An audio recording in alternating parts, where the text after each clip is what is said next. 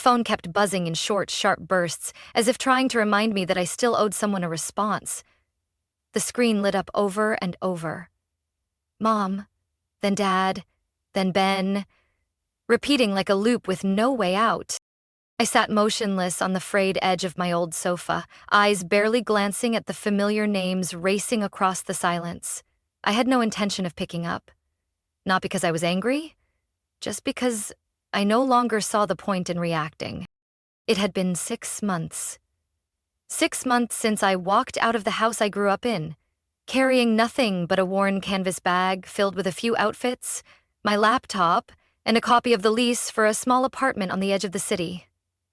No shouting, no tears. My mother just stood in the living room, pointed at the door, eyes locked on mine. You're ungrateful, get out, and don't ever come back. And I did exactly as she said. I finally believed she actually meant it. I didn't bring much. Just relief. They thought I'd return, like I always had before, quietly cleaning up the mess, wiring over another amount to help get through the month, then slipping back into the familiar role. The agreeable daughter who never complained. But this time, I didn't come back. And that terrified them. Not because they missed me, but because they needed me. I leaned back into the cushions, watching the phone vibrate like it was trying to escape some invisible grip. Not one of them called to ask how I was doing. Not a single apology. Just the usual red flag signals, like always, whenever they needed something from me. The hollow feeling I used to get after every argument was gone. What replaced it was calm, almost brutal in its clarity. It wasn't bitterness. I was simply exhausted, utterly emptied out. You are listening or reading this, you might wonder, why would a 30-year-old woman with a stable job in Austin walk away from her own parents like that? The answer isn't in some dramatic event. It's just accumulation. One day I woke up and realized if I kept going like this, there wouldn't be anything left of me. My name is Jade Foster. And until the day I walked out of that house one early spring afternoon, I still believed that if I worked just a little harder, tried just a little longer, they'd finally see me as a real person, not just a walking wallet. But I was wrong. Now, in this tiny one-bedroom apartment that's all mine, I sat and watched the 12th missed call flash across my screen. I let it ring one last time, then fade into silence. No words needed. No confirmation necessary. I used to think, if I was smart enough, disciplined enough, patient enough, then their love would be fair. I grew up in South Austin's outskirts, in a low-roofed house that always smelled like damp wood and bleach. My mother, Lorraine, was a retired accountant with back problems. My father, Walter, worked for a construction supply company until he quit, claiming the market turned hostile. Since then, he mostly stayed home, read newspapers, and sipped watered-down coffee each morning. And Ben, my older brother, rarely left the couch. He's 3 years older than me. He briefly attended community college but dropped out because the professors weren't inspiring. After that, it was a string of short gigs. Pizza delivery, HVAC repairs, even a short-lived stint in insurance. None lasted more than 3 months. Why? Not the right environment, he'd say. And Mom always had a ready excuse. Ben has an artist's soul. He just needs time to figure things out. 10 years passed, and time was something he always had in excess. Me? I had to be faster, neater, better. I was the kid who stayed up late studying after everyone else had gone to bed. The one who started working at a coffee shop at 16 to save up for a used car. Because I knew no one else would help with transportation. The one who filled out scholarship forms, applied for grants, worked campus jobs, and never missed a single class, even after working past 1 a.m. And all those accomplishments, in my parents' eyes, were nice, but never enough. When I landed an internship at a finance firm, my dad barely glanced up from the paper. Well, let's hope you keep the job. But when Ben posted a blurry photo from the gym with a caption about a fresh start, Mom printed it out and taped it to the fridge like a diploma. I remember the time he dropped the laptop I'd bought after saving for 3 months. Mom didn't ask what happened. She just looked at me and said, "Don't be mad at him. Ben didn't mean to." I stood there, biting my lip until it bled. No one asked if I was okay. Another time, I knocked over a lunch container while cleaning. Dad looked at me like I'd ruined his whole afternoon. "You need to be more careful. You're supposed to set an example for Ben." Set an example? That was the phrase I heard most growing up. They pulled it out every time I pushed back, every time I was tired, every time I asked, "Why do I have to carry all of this?" I used to think setting an example was a kind of honor. Later, I realized it was just the mask they gave me so I'd quietly carry the weight of everything they didn't want to face. I was the one who knew when to open my wallet, the one who never talked back, who stayed in school while others gave up, who carried the weight without ever complaining. But the more I handled, the more they expected. Not appreciated, expected. When Ben missed another job application deadline, he's just stressed. When I asked to take a weekend off because I was overwhelmed, "Jade, don't be so selfish." Every mistake he made had a soft place to land. Every boundary I tried to draw was seen as an attitude problem. I used to tell myself maybe I was too strong. That's why they thought I didn't need anything. But eventually I realized they didn't see me as a daughter. They saw me as a fallback plan, one to blame when things went wrong, someone to lean on when things fell apart, a name that came first when the budget ran short and vanished when credit was handed out. And what exhausted me the most wasn't the favoritism. It was the way they pretended it didn't exist. They asked me to forgive every injustice quietly and called it family duty. They expected me to shoulder everything without protest and called it voluntary sacrifice. At first, everything started with small requests. One Wednesday evening, while I was scarfing down instant noodles at my desk, my mom called. Her voice was tired but steady, like she'd rehearsed it. "Jade, I know you're busy, but the electricity bill's a bit high this month. Could you front it just this once?" I didn't hesitate. Back then, I still believed in family helping family. I transferred $140 to her account right away, adding a message. "It's okay, Mom." A week later, it was the gas bill, then groceries, then a leaking pipe. Then Ben spilled water on the outlet and shorted it. I can't recall the last time they fully paid a bill. All I remember is that from that moment on, every time I saw my mom's name on my screen, my chest tightened automatically. There were no more calls asking if I was doing okay. No one checked if I'd had dinner or if I was drowning in deadlines, just a steady stream of messages. "Honey, we're a bit short this week. If possible, could you send it early? Just borrowing. We'll pay it back soon." But soon never came. I started keeping track, first in my head, then in a simple Excel file. At first, it was a few hundred. Then, a few thousand. I didn't tell anyone. My friends wouldn't get it. They thought I was the independent one. The woman who had her finances in check, who knew how to say no when needed. But I never learned how to say no to my own family. Once, I hesitated when my mom messaged, "The hot water system's acting up." I stayed silent for half a day because I truly didn't have anything left. That evening, she called again. No pressure, just a quiet sigh. "You know your dad's back hurts. This season without hot water is really hard on him. But it's okay. I'll find another way." I couldn't bear to stay silent. I wired $500 from the savings I'd set aside for a health insurance plan. That just this once became, "I guess you've got this now." And Ben, still living at home, still jobless, still lounging around like nothing was ever his burden. I once tried to suggest something gently after Mom asked me to take Ben to the doctor because he's been under prolonged stress. I said, "Maybe Ben could apply for the part-time job at that convenience store nearby. I've seen the hiring sign up for weeks." Mom paused for a few seconds, then answered, her tone a little cold. Don't push him. He's not ready. Everyone has their own pace. The next time I brought up money, she went completely silent for 3 days. Then came a short message. Don't worry about it. I'll just ask the bank. The guilt pressed on my chest like a damp stone. To transfer more money. I paid their electricity, water, home maintenance, groceries.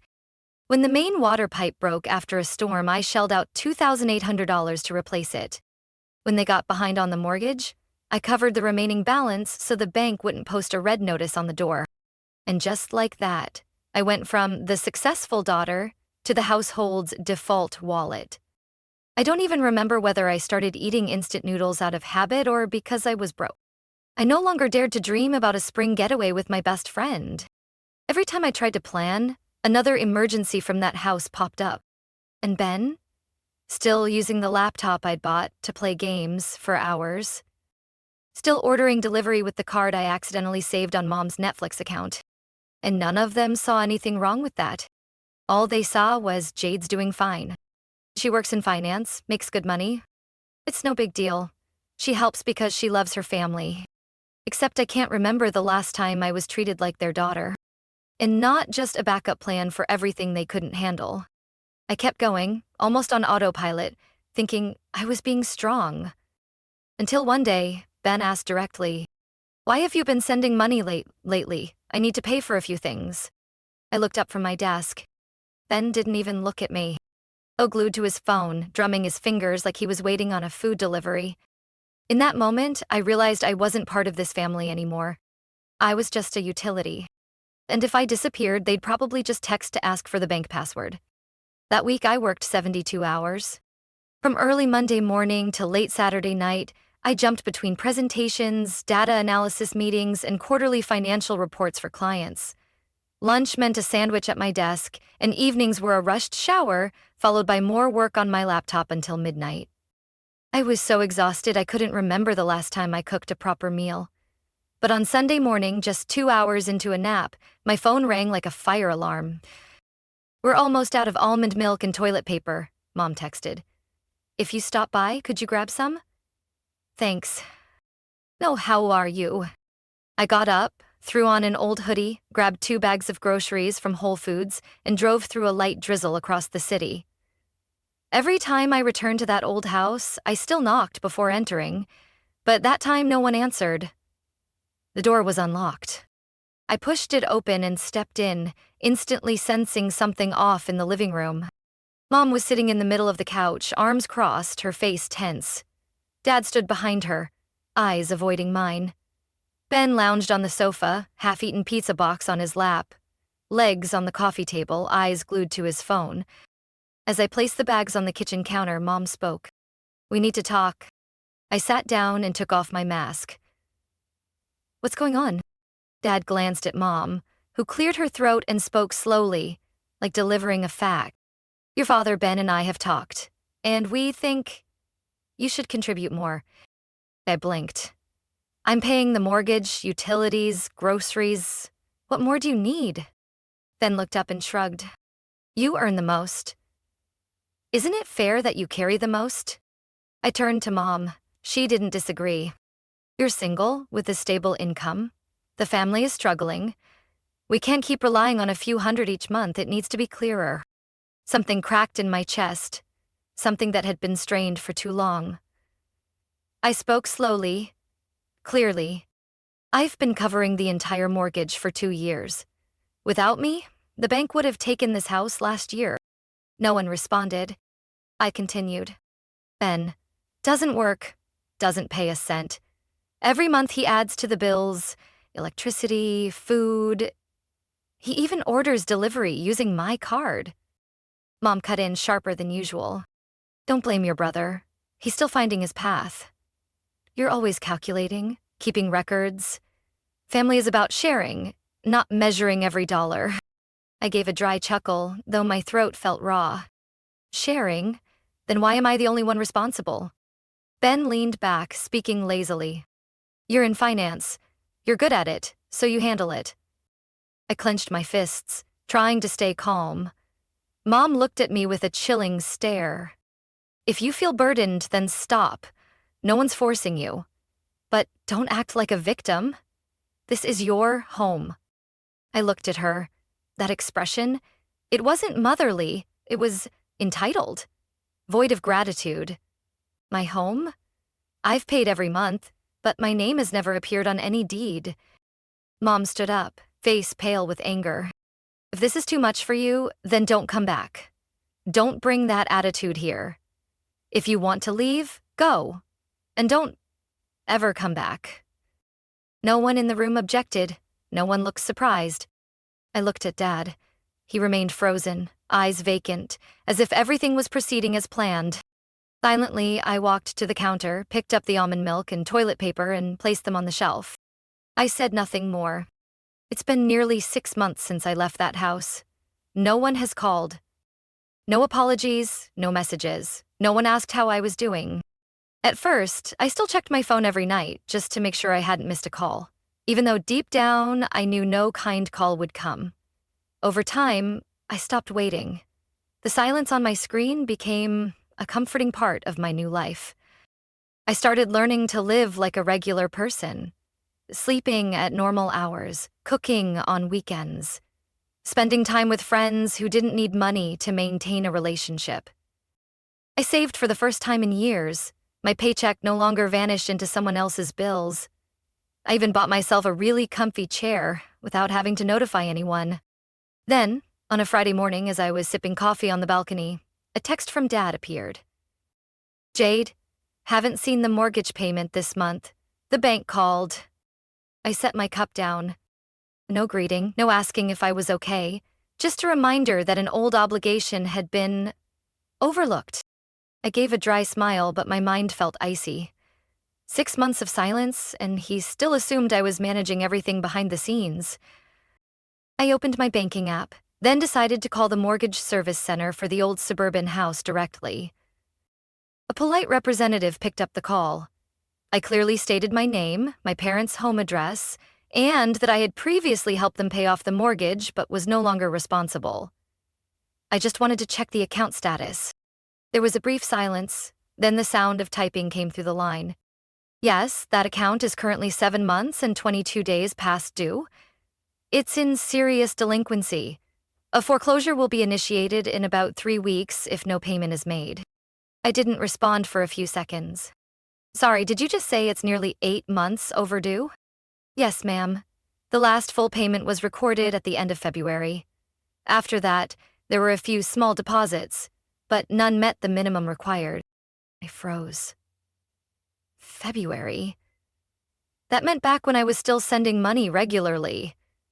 When I still believed I was helping a family that had fallen on hard times. Not being deceived. They hadn't used that money to pay the debt. I hung up and sat still. A bitter, hollow ache spread to the tips of my fingers. I had worked myself to exhaustion, drained my emergency fund, even canceled my health insurance just to help them keep that house. And they carelessly let it fall apart. So where had my money gone? I dialed. Ben picked up on the first ring. "You called, what's up?" "Do you know about the mortgage situation?" "What?" "The bank is preparing to foreclose. I just called and checked." Ben exhaled through his nose. "Well, Mom's handling that. Why do you even care anymore?" I replied, voice tight. "I've sent thousands of dollars to keep that house in their name. Aren't you even curious why it's being taken back?" Ben paused for a second, then snapped like I'd insulted him. "Didn't you say you didn't want to be involved anymore? Why are you asking now?" "Because I won't be used to cover up a hole." I hung up. A while later, Mom called, and I, still holding onto a shred of fragile hope, answered. "Why did you call the bank? How could you just do that without asking?" I took a breath. "I wanted to know where the money I sent went, because clearly it didn't go to the bank." Her voice sharpened. "There are so many things we had to pay for. Ben's been stressed, your father needed medical appointments. It's all too much, Jade, you can't understand it all." I nearly laughed. "I do understand. I understand that you used the money for something other than saving the house. And now that you've been caught, you're turning it back on me for being heartless." She went silent, then softer. "Jade, please, don't do this. We just need your help one last time. We're really going to lose the house." I didn't answer right away. All I could think of was the times I ate ramen instead of dinner, the nights I worked until 11 p.m., the trips I canceled because Mom needed gas money, Dad broke a pipe, and all that, just to be treated like a backup credit card. "I'm not your rescue plan anymore," I said, not coldly, but clearly. The line went dead, then rang again. A different call. Another voicemail. This time from Dad. "Jade, just this once. Help us out one last time. After that, I promise we'll manage on our own." I set the phone down and sat still. I knew if I sent the money, the cycle would repeat. But if I refused, the house would truly be gone. But maybe the thing that should disappear wasn't the house. That night, I sat on the floor, back against the wall, my phone face down next to my still-lit laptop. The silence in the room was so thick I could hear my own heartbeat. Fast, steady, cold. Dad's message was still unanswered. I typed out replies, then deleted them. Typed again, deleted. Not because I didn't know what to say, but because I knew, very clearly, that whatever I wrote would be seen as permission, a sign that I might step back into that old role. I opened a video call. I needed to see every face again, even if just once. Dad picked up, a bit startled. Next to him was Mom, wrapped in a shawl, looking like she'd just come back from church. Ben, unsurprisingly, was on the couch, scrolling his phone. "I'm calling," I began. "We need to talk, once and for all." No one interrupted. "I've sent money for that house for 2 years.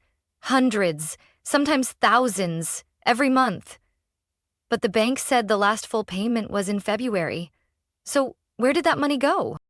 Dad glanced at Mom. She exhaled and spoke flatly.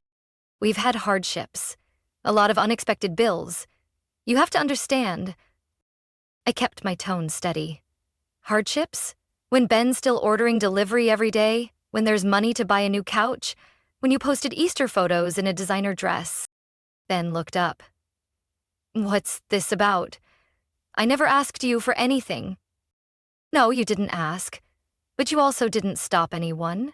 You sat there letting someone else carry the weight. And didn't even bother to know who was paying the price." Dad cut in, voice lower. "We know we were wrong. We're sorry, Jade. It just got out of hand." A woman held his hand, nodding repeatedly. "Don't be upset anymore. We're family. When things fall apart, we should find a way to fix them." I cut her off, not out of anger, but because I didn't want them to stretch out something we all already knew. No one in this family apologized when I sent the money. No one said sorry when I was kicked out of the very house I quietly helped pay off.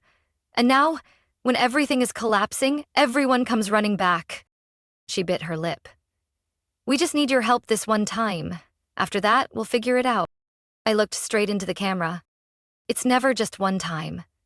Each time becomes another. And I keep losing, bit by bit, my savings, my sleep, my chance to live like a free adult. Ben scoffed. "You're being so dramatic." I didn't reply to him. I looked at my parents, at their eyes starting to crack. If I keep helping, then every apology you say today is just practice for the next time. But if I stop, at least someone will have to face the consequences of the choices they kept dodging. Dad's shoulders trembled. Mom's voice turned hoarse. "Jade, we're family. Are you really going to abandon us?"